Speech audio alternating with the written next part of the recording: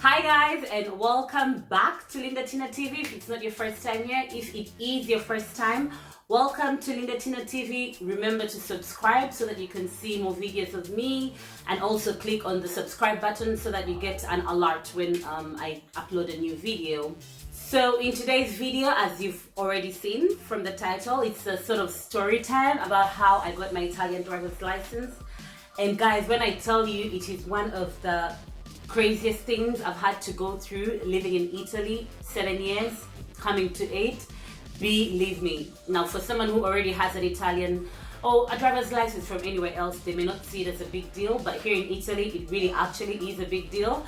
Not only for us, but also for Italians. So if you're interested in hearing the rest of the story, you better stay tuned.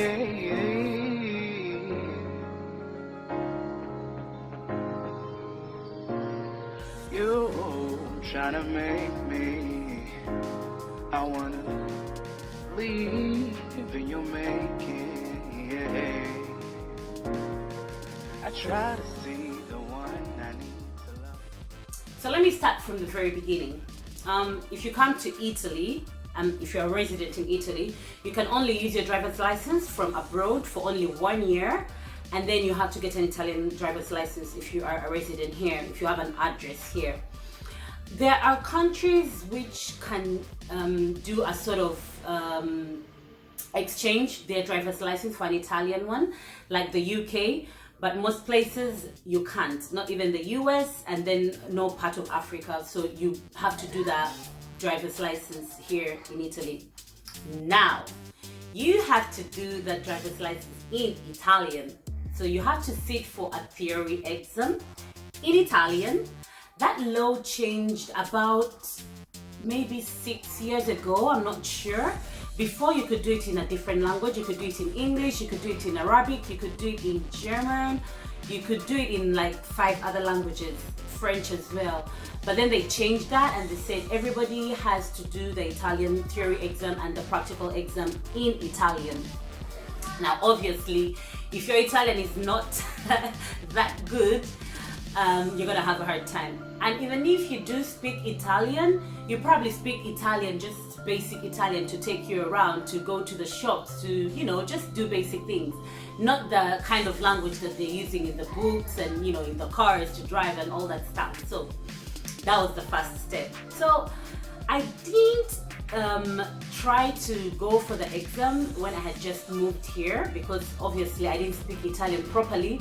And so in my mind, I thought, okay, let me stay here for a while, speak Italian better, and then do, you know, just go ahead and try and get the driver's license. My Italian took a while to to get to where it is now, which is still not that good. But when I felt like I could actually now maybe, you know, give it a try, I did.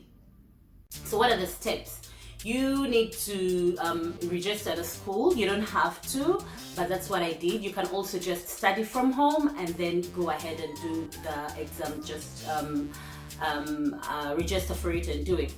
But I registered at a school, at a driving school, and I started, you know, practicing and reading for the exam. I was seeing all these words that I have never seen before, that I've never heard before.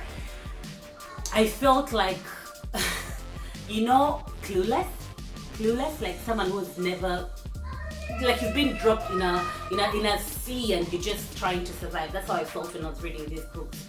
So 1 year in, yes, 1 year in, not studying that hard because obviously I had kids to take care of and other things going on. So 1 year in of just looking through the book every day, and I didn't feel like I was ready enough to sit for the exam. It was very, very, very frustrating. So this exam is a true or false type of exam that lasts an hour, and an hour and 30 minutes, I don't remember, and you need to pass 36 out of 40. That's the pass mark. And so I started studying. I decided after that 1 year of literally not being able to understand anything to check into the school. So I wasn't going for the lessons. I'm going to make another video where I give you tips on how I managed to pass this exam. Things that I did personally. Every person has their own way, but I'll tell you what I did to be able to pass this exam very easily. So yeah, I started going to the classes. That was very helpful. They kind of explained things, and then I started studying. I've never studied like that since high school. I was really studying. So I started studying for the exam. I put in like 2 months or 3 months of serious studying, like every day. I gave it 2 hours, 3 hours. Then I did these mock exams. The mock exams are on some apps, and then you have a book. I got an English book from the school. I'll show you. I don't know if you can see it. So this one is one of the books you have to study in Italian, but I got one that's bilingual. So there's one also, there's a part that explains to you everything in English. So I was studying that. I was asking my husband to help me with the things I didn't understand. And then I did so many of those mock exams until I felt like, okay, now I can do it. I'm just failing 1 or 2, maximum 3 or 4. And so let's do this. I go for the exam. I was sweating buckets. Seriously, I was sweating buckets. But we went in, I sat for the exam. To be honest, I felt like I failed so many because they're very tricky questions. So the problem is not even just understanding. For someone who's not a native Italian speaker, you have that problem. You don't understand, like totally have no idea what the words mean. But then even after you start understanding, the questions are tricky. So they'll ask you something that is so close in meaning and you're like, So you stay there wondering what the answer is. So it took me about 30 minutes before finishing the whole thing, and then I went out. You get the results immediately after. When the examiner came out and the guy from my school, the teacher from my school came to give us the results, I told him, oh, I've obviously failed, right? And I was like, no. You mean you failed just 2? I'm like, what? Yeah, you just failed 2. You're good to go. You're good to go. I was like, what? The first part is over. The second part is the practical part. Now, in Italy, you have to do the exam in a manual car, a stick shift. I have never driven a stick shift. I have never driven a manual car. I have been driving since I was about 19, 20, back home in Uganda, but we drive automatic cars mostly, so I had never driven a manual car. I had to learn how to drive from scratch. And when I tell you from scratch, it felt like someone who has never driven before, because obviously even my confidence driving a car, a stick shift, was down there. And so the first part is over, which for most people is the most difficult part, the theory part. I passed it, woohoo! So everyone is like, okay, so the practical part will be easy. Since you've driven before, you've been driving before an automatic car, all you have to do is just master how to maneuver the manual car and you are good to go. Guys, when I tell you I cried, and I mean literally tears flowing down my eyes when I was learning how to drive a manual car, believe me. So, day 1, I started with my husband just to start with someone familiar, someone, my person. It didn't go so bad. People have horror experiences learning to drive with their partners. Mine wasn't so bad. He actually taught me the basic things, that like the whole basic understanding of a manual car. I learned it from my husband. Bless you, baby. So we start driving. I start to understand how to maneuver the manual car and all that. So I'm thinking, okay, in about 2 months, a month, I'll be good to go. It took me a while.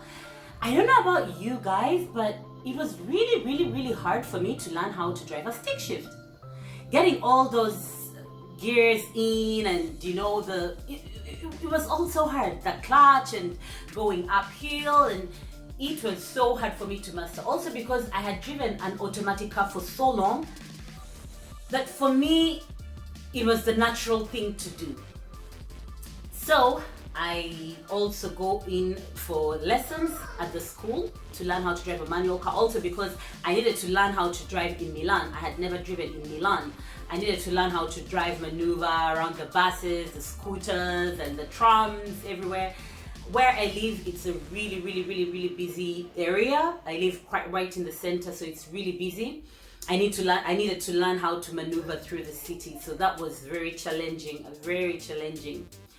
When I felt like I was ready to sit for the exam, I I set up a date and I went in. I didn't pass the exam. So what happened is the first time, because I failed the practical exam twice. I know, what a shame, twice. But the first time we went to the highway, they take you to the highway. There's a piece of the exam where you have to go on the highway.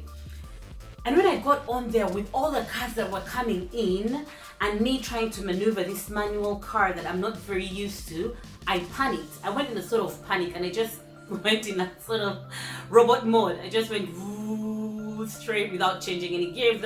I don't know what happened. And the guy told me, "Miss, could you park on the side?" He was a nice guy. He actually told me, "Do you think it would be right for me to give you the license, considering the way you have driven right back there?" And I had no comment. So that was the first time. The second time I went in after doing so many practice exams, like after practicing a lot with the school and going around the streets and the areas where they usually take the exam, I felt like, okay, I'm good to go. What happened the second time? So the second time, usually they'll make you fail for any stupid reason, to be honest. So the second time I was driving quite fine, and then a truck parked right in front of me, and I maneuvered to the side, and obviously, I mean, there was a continuous line, what they call the continuous line. You know, it wasn't a broken line, so you can't go over that line. But I'm thinking the truck is right in front of me. The road is narrow, like many Italian streets, so I'm gonna go around. I went around, and right after bypassing the truck, the examiner told me to park on the side. So I'm like, okay, maybe it means that I'm doing really well, so I don't need to go ahead with the exam. And she told me, you were not supposed to bypass the truck until I tell you to do so. And I'm like, really? Really? So in my mind, I'm okay, fine, I'm sorry, I should have waited for you to give me the go ahead. Even if in my mind the truck is there, it's clearly parked in the middle of the street. We're gonna stay there the whole day. And she told me, so at this point I think we'll have to excuse you from the exam. You have to stop here and you won't be getting the driver's license. I was like, what? That is the part where the tears flew out of the tears were flowing out of my eyes. I was like, is she freaking kidding me right now? So I've been driving, okay, and that was actually at the end. We're just going back to park where we started. So that was at the end. And just like that, she told me I couldn't get the driver's license. I was like, this woman is kidding me right now. No, she wasn't kidding. So I stepped out of the car, and just like that, the second time around, I didn't get the license. I cried. I'll tell you, I cried because it was so frustrating for me. And the thought of doing it over and over again. And if you fail, so you have two chances to pass, or you have two chances to pass with temporary license. And then after that, if you get another temporary license that lasts about 6 months and you fail again, you have to repeat the whole theory exam. I was about to study again for the theory exam. So it was very, very frustrating for me. I'm telling you, very frustrating. But I knew that I could drive properly, and it was just, bad luck maybe. So what I did is I signed up for the next exam, which was in about 3 weeks. They go on every month, once a month. I signed up for it. I was not about to. I just wanted to go in there, be really careful, do the exam. After 3 weeks, I go in, I breathe in, breathe out. And in my mind, I'm thinking, if they don't give me this driver's license this time, I'm freaking never gonna drive in Milan. Like, to hell with it. But I go on, and the examiner was pretty nice. They usually ask you a few questions in Italian before you start driving, and I smashed those. And then I started driving. My driving was pretty nice and cool. The examiner was like, you know what? She's driving. She's comfortable. She's driving. She's following all the rules, so I think we're good to go. So I just went around, went to the highway, came back to where we started, and boom, I finally had the Italian driver's license after a year of signing up at the school. I felt like, oh my god, you know that feeling when you finish the last high school exam or when you graduate? I'm telling you, that's how good it felt. Maybe even more. It felt so good. Felt so good. And that's my story. To say the least, it was crazy. It was crazy, but I'm glad that I did it. If someone out there is planning to sit for that Italian driver's license, I'm going to make a video on how to pass the theory exam. Someone might need it out there, especially for English speakers. This is for English speakers, because for the natives, I don't know, I feel like it's something that they've grown to hear about so much that they're more prepared for it. I don't know. So that's my story. Let me know about your story getting a driver's license from another part of the world, or even from where you come from. Hope you enjoyed this video, and see you in my next one. Bye guys.